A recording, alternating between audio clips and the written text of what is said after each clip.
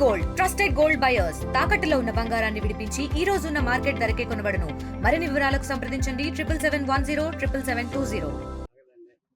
పరకామణి విషయంలో AP CID వాళ్ళు ఈరోజు నన్ను విచారణకు రమ్మని అడిగారు. వాళ్ళకి చెప్పిన దాని ప్రకారం ఈరోజు 10:30కు వచ్చాను. ఇప్పటి వరకు వాళ్ళు ఏ అంశాలపై అయితే నాతో వివరాలు అడిగారో అవన్నీ కూడా వాళ్ళకి క్లారిఫై చేయటం జరిగింది.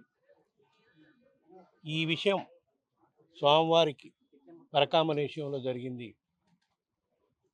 ఇది చాలా ఘోరం. ఇట్లా దొంగతనం జరగటం, దీనిపై సమగ్రంగా విచారణ జరిపి ఎవరైతే బాధ్యులో ఎవరు దోషులో వాళ్ళు నిర్ధారణ చేసి వాళ్ళని పట్టుకొని కోర్టు ద్వారా వాళ్ళకి సమగ్రంగా ఏ విధంగా అయితే జరగాలో ఆ విధంగా జరిగే విధంగా మీరు అన్ని చర్యలు తీసుకోండి. వాళ్ళకి కోర్టు చెప్పిన మేరకు మీకు అన్ని విధాలా సహకరిస్తామని చెప్పడం జరిగింది. ఇప్పుడు వాళ్ళు అడిగిన వాటన్నిటికీ నేను సమాధానం చెప్పానని చెప్తే ఇంక విచారణకి అర్థమేముంటుంది చెప్పండి. వాళ్ళు విచారణ చేస్తున్నారు, వాళ్ళు అడిగిన వాటన్నిటికీ నేను సమాధానం చెప్పడం జరిగింది. ఒక్కటి మాత్రం చెప్తాను, నేను మీ హయాంలో జరిగింది ఇది, దానివల్ల మిమ్మల్ని పిలవాల్సి వచ్చింది అన్నారు. జరిగిన మాట ఇప్పుడు తర్వాత నేను మా పీరియడ్ అయిపోయినాకనే నా దృష్టికి వచ్చింది. దీన్ని బయటికి రాకుండా ఎవరు తొక్కిపెట్టారో, అధికారులా, దానికి విజిలెన్స్ డిపార్ట్మెంటా, ఎవరు అనేది నిర్ధారణ చేయాల్సింది మీరు తేల్చినాక కోర్టు ఏ విధంగా నిర్ణయిస్తే దాని ప్రకారం చర్యలు తీసుకుంటే రాబోయే రోజుల్లో కూడా ఇది మంచి ఇదిగానే ఉంటుంది. కాకపోతే దీన్ని పొలిటికల్ రంగాల మీద కార్యక్రమం చేయొద్దు. సుబ్బారెడ్డిని పిలిచాం, కరుణాకర్ రెడ్డిని పిలిచామని మీడియాలో కొట్టే కార్యక్రమం చేయకుండా నిజంగా సిన్సియర్గా మీరు చేసే కార్యక్రమం అయితే మంచి కార్యక్రమే, దోషులను తేల్చే కార్యక్రమం చేయండి అని చెప్పడం. నువ్వు అంటున్నావు వాళ్ళేం అడగలేదు నన్ను, వాళ్ళు నన్ను అడగలేదా అంటున్నా. వాళ్ళు నన్ను అడిగిన అంశాలు నేను చెప్పా.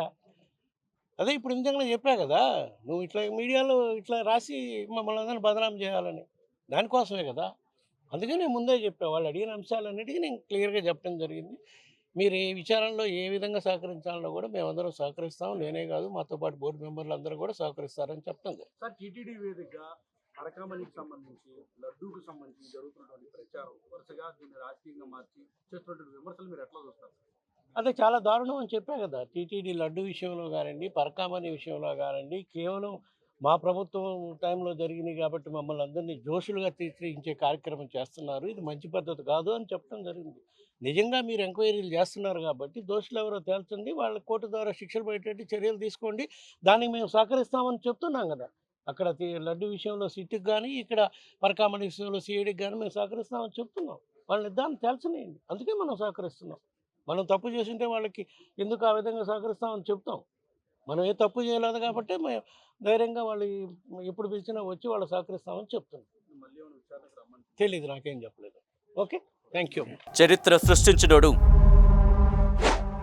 ఇప్పుడు ఆ చరిత్రని తిరగరాయబోతున్నాడు. అబద్ధాల గోడల్ని బద్దలు కొట్టి నిజాలను రాగా మీ ముందుంచబోతున్నాడు. నిజమైన వార్తల కోసం వెంటనే డౌన్లోడ్ చేసుకోండి రా యాప్ని.